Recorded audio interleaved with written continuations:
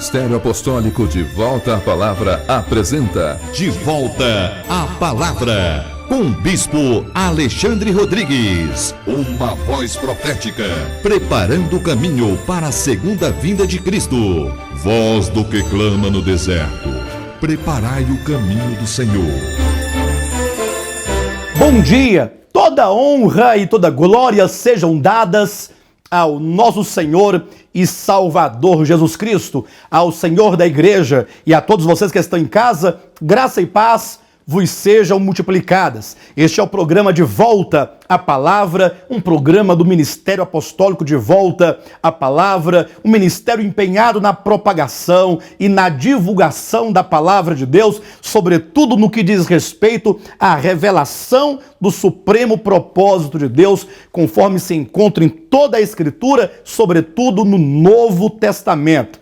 É por isso que nós queremos convidar a você que está em casa, você que é um servo de Deus, a que a cada sábado esteja conosco neste mesmo canal, todos os sábados, recebendo essa palavra que restaura, que cura, que transforma, que santifica, que edifica, porque certamente é uma palavra da qual nós precisamos muito para que naquele dia, no dia da volta do Senhor, possamos nós estar ali de pé em sua presença, aprovados por Ele. Lembrando, inclusive, que a partir do próximo mês, do mês de maio, a partir do primeiro sábado do mês de maio, o nosso programa sairá ao ar em novo horário, a partir das 9h30 da manhã. Ainda nesse mês de abril, em todo esse restante de mês, o horário continuará às 10. Mas a partir do primeiro sábado, dia 3 de maio, nós teremos um novo horário das 9h30 às 10 horas. Portanto, quero pedir para você que acompanha este programa, você que ama este programa, que nos ajude a divulgar este novo horário a partir do mês que vem, em o nome de Jesus, para que nenhuma das pessoas que assistem ao programa, que acompanham, sofra nenhum tipo de prejuízo, perdendo uma ou outra ministração. Vamos abrir neste momento a palavra do Senhor no Evangelho de Mateus, desde a semana passada que nós começamos a ministrar e a responder a um questionamento extremamente importante de um telespectador que nos perguntou acerca dos mistérios do reino dos céus. Ele nos perguntou, ora, o que vem a ser os mistérios do reino dos céus, conforme diz aqui em Mateus capítulo 13. Veja que esse capítulo 13 todo, Jesus fala por parábolas. Ele fala ali 7 parábolas para revelar tais mistérios acerca do reino dos céus. Na semana passada falamos sobre a primeira parábola, que é a parábola do semeador. Hoje queremos continuar falando sobre a segunda parábola, aqui dita a parábola do joio, melhor dizendo, seria a parábola do trigo e do joio. E essa mensagem dessa parábola, essa revelação, ela é muito importante. Veja você que na mensagem lá na parábola do semeador, é dito que quando o semeador semeou a palavra do reino nos corações de 100% daqueles que ouviram e receberam a mensagem, somente 25%, ou melhor, 1/4 de todos os que a ouviram, foi que teve um resultado. Veja, quantas pessoas não ouvem a palavra do reino? Quantas pessoas não ouvem a palavra do Evangelho? Eu não estou aqui jamais me referindo às muitas palavras da prosperidade, palavras de autoajuda, palavras de motivação que fazem em nome do Evangelho. Não, eu me refiro quantas pessoas não ouvem, ainda que esteja num tempo de muita escassez, mas a palavra do reino tem sido falada, tem sido anunciada. A palavra do reino, que é a semente do reino, que gera o reino, que produz o reino dos céus, não da terra, mas o reino celestial dentro dos homens. Somente 1/4, porque de 4 tipos de corações, somente um tipo de coração foi ali encontrado, uma boa terra, na qual a semente ela pôde não somente ali germinar, nascer, crescer, mas lançar raízes profundas a ponto de florescer, gerar frutos e esse fruto vingar, como diz, produzir a 30, a 60 e a 100 por um. Mas veja então que na segunda parábola é dito que o semeador novamente ele sai a semear. Abra sua Bíblia, Mateus capítulo 13, versículo 24, diz, outra parábola lhes propôs dizendo, ou seja, Jesus continua aqui a ministrar parábolas a fim de ensinar, a fim de revelar os mistérios do reino dos céus. E então nessa parábola, quando ele traz, então ele diz que o semeador saiu a semear. Diz, outra parábola lhes propôs dizendo, o reino dos céus é semelhante a um homem que semeou boa semente no seu campo. Mas enquanto os homens dormiam, veio o inimigo dele, semeou o joio no meio do trigo e retirou-se. Então quero que você neste momento olhe para mim, que você considere comigo. Jesus dizendo, olha, o Filho do Homem foi lá e semeou boa semente no seu campo. Entretanto, os guardas, os sentinelas, dormiram. E então veio de noite o inimigo, entrou ali naquele campo e semeou no campo uma semente ruim, uma semente má, semeou a semente de joio no meio do trigo. E talvez você pergunte, ora, o que isso significa? O que Jesus quer ensinar acerca do reino dos céus? Qual é o mistério que envolve o reino dos céus, nesse particular aqui na parábola do trigo e do joio?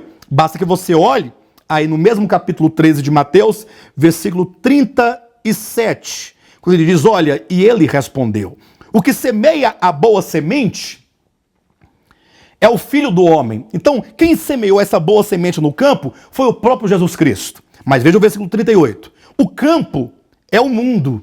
Observa que não é dito que o campo é como se fosse, por exemplo, uma vinha. Quando você lê Isaías capítulo 5, é dito que Deus plantou uma vinha. Mas aqui no capítulo 13 é dito que Deus plantou uma seara num campo e que esse campo é o mundo. Ora, qual a diferença? É que a vinha é algo pequeno, é algo restrito, é algo limitado.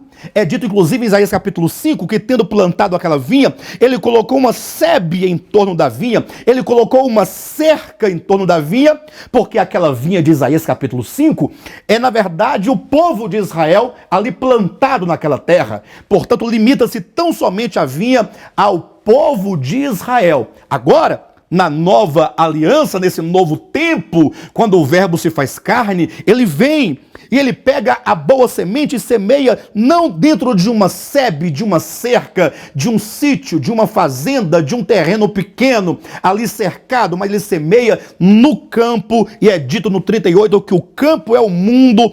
Portanto, essa seara não pode ser o povo de Israel, uma vez que aqui rompeu todos os limites de uma vinha, todos os limites possíveis, as fronteiras, e essa semente foi plantada no campo, em todo o mundo, portanto, diz respeito à igreja de Jesus Cristo. Então você deve olhar para a parábola do trigo e do joio, a segunda parábola, como Jesus está dizendo, olha, ele pegou, ele plantou, na verdade, os filhos do reino, porque diz que a boa semente são os filhos do reino.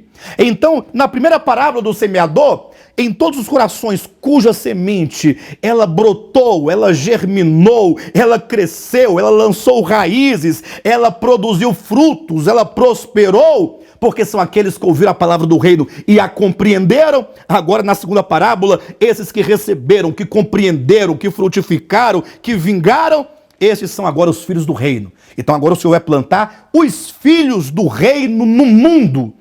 A igreja de Jesus Cristo é uma grande seara, é uma grande lavoura, são seus filhos aqui na terra, em todo o mundo, no Brasil, na África, nos Estados Unidos, em toda a Europa, em todos os países, na Ásia Menor, no recôndito da terra, nos lugares mais remotos, todo aquele que ouviu a palavra do reino, que compreendeu a essência, que discerniu o Espírito do Evangelho, que entendeu a pessoa de Cristo, que Cristo é a razão de toda a Escritura, que Cristo é a razão de todo o universo, que tudo foi criado nele, por meio dele e para ele, sendo o próprio Cristo essa semente de vida, a semente do reino, a semente que é a palavra de Deus. Esses que compreenderam, então foram feitos, gerados, uma semente do reino, e agora são os filhos do reino que são semeados sobre a terra.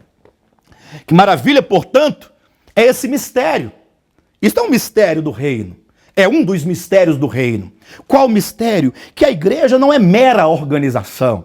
Eu sei que os filhos de Deus, segundo a ortopraxia da eclésia no Novo Testamento, eu quis dizer, segundo a doutrina da prática da igreja, como ela se manifesta de modo prático no Novo Testamento, são pessoas que se congregam, que se reúnem numa cidade, num dado lugar, numa casa, num grande galpão, num grande salão, num grande lugar, não importa. E esse povo que se congrega, eles acabam se organizando enquanto uma assembleia, mas o mistério diz que não é mera organização, não é mero ajuntamento, não é porque você colocou uma placa, ligou um microfone, uma caixa de som, convidou o povo para ser curado, porque vai expulsar os demônios, vai tirar os caroços, que é aqui o reino de Deus. Não.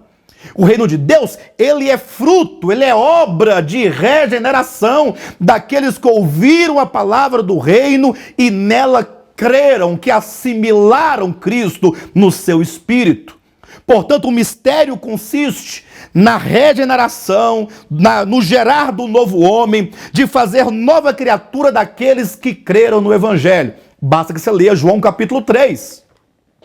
Quando Nicodemos, chegando a Cristo, achava que Jesus Cristo tinha vindo apenas para trazer mais ensinamentos, mais conceitos, mais estatutos, mais juízos, porque Nicodemos disse: bem sabemos que tu és um mestre vindo da parte de Deus. E aí Cristo colocou ali uma palavra que, na verdade, mexeu com Nicodemos, na verdade, colocou Nicodemos para pensar e ficar confuso, quando Jesus então disse para ele: Nicodemos, olha, ouça bem, se não nascer de novo, não pode entrar no reino de Deus. Veja que entrar no reino de Deus não é aceitar um convite para uma campanha. Veja que entrar para o reino de Deus e você ser constituído, gerado um cidadão do reino, com a natureza de Deus gerada no seu interior, e você tornado filho de Deus, não é simplesmente você ir para uma festa pagã, uma festa junina com o nome de genuína. Isso não é mistério do reino dos céus. Na verdade, não tem nenhum mistério em torno disso. Na verdade, o reino dos céus, ele é gerado. Não é simplesmente você ir a uma campanha, você ali levar algum dinheiro, queimar pecados escritos em papel, em fogueiras, ir ao encontro. Não é cantar no coral, não é tocar numa banda, não é simplesmente você barganhar com Deus, dar 10% e exigir que Ele abra as portas do céu e derrame bênçãos. Não tem nenhuma dessas conveniências humanas, pecaminosas, caídas, diabólicas, nada disso. O reino dos céus é o Filho do Homem que vem como semeador, trazendo a semente do reino. E esse reino é o reino dos céus, não é o reino da terra. É o reino de Deus, não é o reino dos homens. É o reino cuja natureza fala de coisas eternas e não de coisas transitórias, passageiras, terrenas, fugazes. Queridos, vivemos num tempo em que as pessoas estão ouvindo um falso evangelho, um evangelho espúrio, um pseudo-evangelho, um evangelho caído, um evangelho diabólico.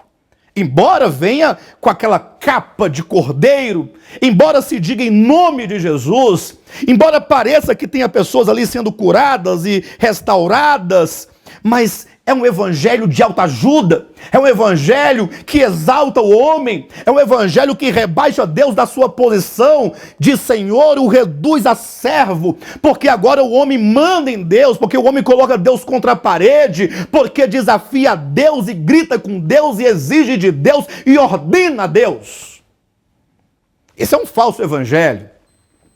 O evangelho de Deus, a palavra do reino, gera o reino dos céus naqueles que receberam e que entenderam, que compreenderam esse reino celestial, que entenderam a pessoa de Cristo, que entenderam sua obra, a sua morte na cruz do Calvário, que entenderam antes de tudo a sua encarnação, o seu falar, o seu profetizar, o seu ensinar, as suas parábolas, os seus ensinamentos, a sua mensagem, a mensagem cristã, e então crendo nesta mensagem, crendo também na sua obra, na sua morte, na sua ressurreição, na sua ascensão, ascensão, na sua entronização, na sua glorificação, na sua exaltação, e agora o tem por Senhor da sua vida. Somente estes que deste modo creram, eles então agora são feitos sementes do reino, são constituídos filhos do reino e são plantados no mundo. Esse é um dos mistérios do reino. Entretanto, há algo que você tem que entender. É dito que enquanto os homens dormiam, esses homens aqui, melhor traduzido seria os guardiães daquela lavoura. Ou seja, Deus, na pessoa de Cristo, ele planta na terra a sua igreja. Só que ele não a abandona simplesmente, ele deixa ali guardas, sentinelas, para vigiar a sua lavoura. Ora, quem são esses sentinelas? Foram os apóstolos. Foram eles que lutaram pela fé evangélica. Eu não diz a fé evangélica conforme se pensa nos dias de hoje, que não passa de um mero movimento. Eu me refiro à fé do evangelho. Pedro, Paulo, João, todos os apóstolos, aqueles que disseram: combati o bom combate, completei a carreira, guardei a fé. Esses eram os guardiães, aqueles que viviam em defesa da fé, em defesa do evangelho, cuidando das igrejas, exortando os santos para que nenhum mal penetrasse a igreja, nenhuma erva daninha entrasse no seio da igreja, para que essa igreja não fosse corrompida. Mas é dito que quando os homens dormiram, ou seja, com a morte dos apóstolos, aconteceu uma coisa interessante, muito interessante. Diz que veio o inimigo e semeou no meio do trigo o joio. E aqui é importante que você que está em casa entenda. Nós não estamos dizendo aqui que ele entrou na igreja e semeou na igreja o joio, porque o campo não é a igreja, o campo é o mundo. Portanto, o reino de Deus, o reino dos céus, que são os filhos do reino, eles estão plantados na terra, eles estão no mundo, mas no mundo também existe uma aparência de reino dos céus. Existe o joio plantado também no campo, isto é, também no mundo, de maneira que aqueles que não têm um discernimento olham para o trigo e falam: olha aqui os filhos do reino, e tão logo eles olham para o joio, eles dizem: veja, mais filhos do reino, e não podem discernir que aquele joio não são filhos do reino, mas o que são? Versículo 38, o joio são os filhos do maligno. Eu quero que você entenda, você que está em casa, em nome de Jesus Cristo, preste atenção neste mistério. Aqui no campo, aqui no mundo, aqui embaixo, aqui nessa terra, existem os filhos do reino. Aqueles que são verdadeiramente servos, porque ouviram a palavra do reino, compreenderam, receberam, essa palavra foi gerada, foi frutificada, produziu fruto, teve resultado, nasceu aqui o reino de Deus. Mas o diabo, ele também semeou uma lavoura no meio da outra lavoura. Ou seja, entre tantos filhos de Deus verdadeiros aqui no mundo, existem milhares e milhares de filhos do diabo, são joio, não têm a semente divina, não são filhos de Deus, não são servos de Deus, são verdadeiros obreiros de Satanás, do maligno, do reino das trevas, colocados aqui na terra exatamente para confundir, para enganar, para roubar a vitalidade do verdadeiro povo de Deus, para atrapalhar a obra de Deus, para causar conflitos, para causar escândalos no meio do povo de Deus. Veja você muito claramente. Por isso que quando você olha, aí você vê muitos escândalos. Você vê pessoas mercadejando a palavra de Deus, vendendo a bênção de Deus, né? Vê pessoas colocando as coisas eternas num nível tão mesquinho, tão baixo, a ponto de valer R$100, ou valer ali R$1.000, ou valer R$500, vendendo as coisas de Deus, o nome de Deus, a palavra, por dinheiro. Nunca Jesus Cristo vendeu uma bênção sua. Nunca seus apóstolos venderam nada. Pelo contrário, a ordem é: de graça recebestes, de graça dai. Nunca você que está em casa acredite quando alguém te oferecer qualquer bênção da parte de Deus na possibilidade de recebê-la em troca de algum dinheiro. Ainda que digam: não, a bênção é de graça, o dinheiro é apenas para mostrar sua fé. Não é verdade. A fé é a certeza das coisas que não se veem. Fé não é algo que se materializa, algo que se toca, algo tangível, algo pragmático. Isso não é fé, isso é pragmatismo. A fé é a certeza, é a firme convicção, é o firme fundamento das coisas que não se veem, das coisas que se esperam. Quando o seu coração é projetado para Deus, para o seu reino, para as coisas eternas. Aqui nesse mundo, no campo, o maligno, ele semeou o joio no meio do trigo.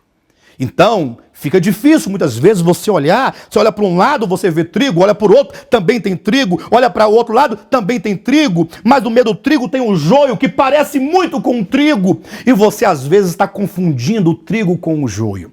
Veja no capítulo 13, quando o próprio Jesus, ele explica a parábola do joio. Lê na sua Bíblia, capítulo 13, versículo 38 em diante. O campo é o mundo. A boa semente são os filhos do reino, o joio são os filhos do maligno. O inimigo que semeou o joio é o diabo. A ceifa é a consumação do século, e os ceifeiros são os anjos. Pois assim como o joio é colhido e lançado ao fogo, assim será na consumação do século. Essa é a nossa grande esperança, que quando Jesus voltar, ele vai enviar os seus anjos, e eles então vão recolher o joio em grandes feixes, os filhos do maligno em grandes feixes, e os lançará no fogo eterno. Então não precisa você ficar desesperado. O Senhor vai cuidar do joio.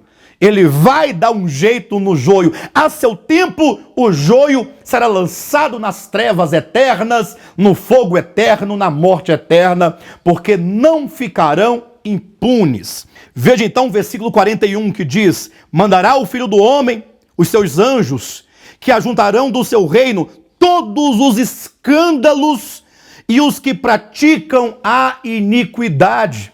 Quem são então o joio de fato e de verdade? São os que cometem escândalos e são aqueles que praticam a iniquidade. Observa você que quando fala os que praticam a iniquidade, você pode pensar assim: então isso aí é muito fácil identificar os que praticam a iniquidade. Olha, são aqueles que estão lá bebendo, fumando, traindo, prostituindo, roubando, adulterando. Mas calma, olha, aqueles que causam escândalos e aqueles que cometem iniquidade. Leia Mateus capítulo 7, abra agora a sua Bíblia e leia o versículo 21 em diante, que diz assim: nem todo o que me diz Senhor, Senhor, entrará no reino dos céus, mas aquele que faz a vontade do meu Pai que está nos céus. Agora veja o 22. Muitos daquele dia, olha, não são poucos, são muitos, hão de dizer-me: Senhor, Senhor, porventura não temos nós profetizado em teu nome, e em teu nome não expelimos demônios, e em teu nome não fizemos muitos milagres? Olhe para cá por um momento. Olhe. Naquele dia, quando o Senhor enviar os seus anjos, então para amarrar em grandes feixes o joio, para lançá-lo na fogueira eterna, no lago de fogo, na morte eterna. Naquele dia, muitos dirão ao Senhor, dizendo: Senhor, Senhor, nós profetizamos no teu nome, nós curamos em teu nome, expelimos demônios no teu nome, nós fizemos muitos milagres em teu nome. Mas veja a resposta de Cristo no versículo 23. Então lhes direi explicitamente: nunca vos conheci, apartai-vos de mim, os que praticais a iniquidade. E aqui vem um grande segredo, talvez diante dos nossos olhos, mas talvez você não tenha percebido isso. Esses que, em nome de Jesus, profetizaram, expeliram demônios e realizaram muitos milagres, deles nos é dito: são aqueles que praticam iniquidade. Ora, como é que pode ao mesmo tempo praticar iniquidade e em nome de Jesus realizar tantas proezas? Jesus disse: eu nunca vos conheci. Em outras palavras, se eu não vos conheci, eu não vos ordenei. Se não vos ordenei, não vos enviei. Se não vos enviei, vocês não saíram me representando, não são representantes do meu reino. Então vocês usurparam o meu nome, saíram usando o meu nome quando eu não os enviei.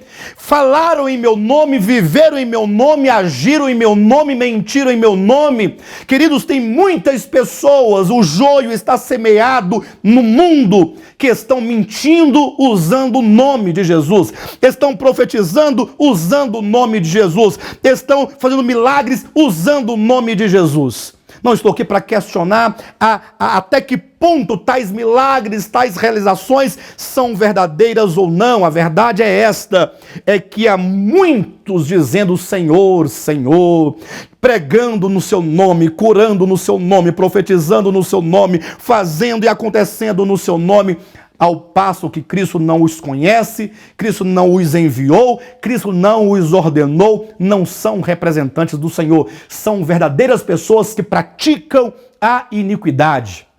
Nesse contexto de Mateus 7, 21 a 23, praticar a iniquidade é o mesmo que não fazer a vontade do Pai Celestial.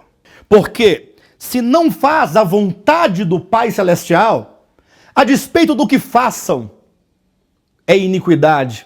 Somente é a verdade, é a justiça, a vontade do Pai Celestial. Por isso é necessário, você que está em casa, que você conheça a vontade do Pai Celestial. Talvez você tenha muita vontade, muita boa vontade, seja um homem de boa fé, uma mulher de boa fé, e você está então trabalhando, está agindo, fazendo, acontecendo, está servindo a Deus, está se entregando, está se dando, está dando os seus bens, está se consagrando. Talvez isso seja uma grande boa vontade, muita sinceridade no seu coração, mas eu pergunto, você conhece a vontade do Pai Celestial?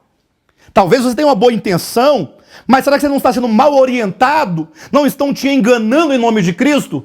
Para que você não seja enganado, você deve, na verdade, consultar a Escritura. Você deve ler a Escritura Sagrada. Leia o Novo Testamento, comece em Mateus. Vai lendo Mateus, Marcos, Lucas, com atenção, João, veja as palavras de Cristo, o ensinamento de Cristo, o Espírito de Cristo, a doutrina de Cristo, a verdade de Cristo. Vai avançando para o livro de Atos dos Apóstolos, quando ali os apóstolos ali, juntamente com a igreja, eles vão sofrendo muitas experiências, vão se ajustando, vão compreendendo a verdade, compreendendo a fé, até que explodem ali as epístolas, a partir de Romanos até Judas, são na verdade 21 epístolas ali materializando, consubstanciando as verdades divinas, revelando o Pai na pessoa do Filho, pelo Espírito Santo, até você por fim chegar na escatologia, no Apocalipse, onde o Cordeiro e a sua noiva são revelados, triunfantes sobre um mundo perdido, cujo príncipe é Satanás, que já está condenado, conforme diz o Evangelho de João no capítulo 16, versículo 8, 9 e 10. Eu quero deixar aqui estendido o nosso convite, para que você continue assistindo nosso programa e venha nos conhecer, estender a destra da comunhão. Vamos buscar juntos esse rico conhecimento. Eu tenho certeza que aqui em Taguatinga, ou em Planaltina, ou em Goiânia, nas extensões ministeriais, vocês serão muito bem recebidos e assim nós teremos a oportunidade de conhecer mais e mais ao Senhor. Tenham todos, então, um bom sábado e Jesus Cristo é o nosso Senhor.